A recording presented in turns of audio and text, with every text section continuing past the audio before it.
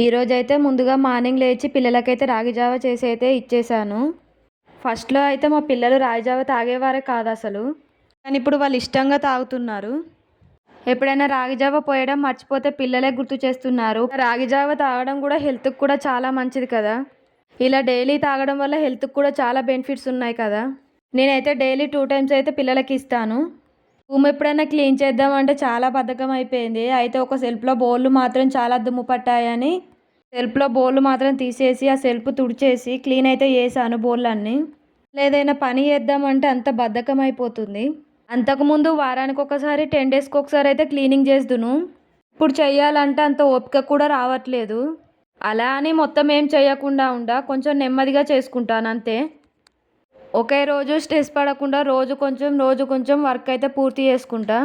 ఒకే రోజు మొత్తం వర్క్ చేయాలన్నా కూడా ఇబ్బందే కదా! అందుకే కొంచెం కొంచెం చేసుకుంటా ఉంటా.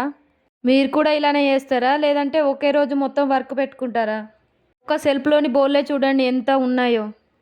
వాటిని అన్నిటిని అయితే క్లీన్ చేసి అయితే ఆరాక సెల్ఫ్‌లో సర్ది పెట్టుకున్నాను. మా హస్బెండ్ అయితే చికెన్ తీసుకొచ్చాడు. కర్రీ చేయమంటావా? బిర్యానీ చేయమంటావా? అని అడిగితే బిర్యానీ ప్రిపేర్ చేయమన్నాడు. బిర్యానీ టేస్ట్ మాత్రం ఓ రేంజ్‌లో వచ్చేసింది. నెక్స్ట్ వీడియోలో బిర్యానీ వీడియో పోస్ట్ చేస్తాను. మేము నలుగురం అయితే బిర్యానీ అయితే లాగించేసాము. ఈరోజు మీరేమేమి తిన్నారో నాకు కామెంట్ చేయండి. అలాగే వీడియోకి ఒక లైక్ ఇచ్చి సబ్స్క్రైబ్ అయితే చేసుకోండి.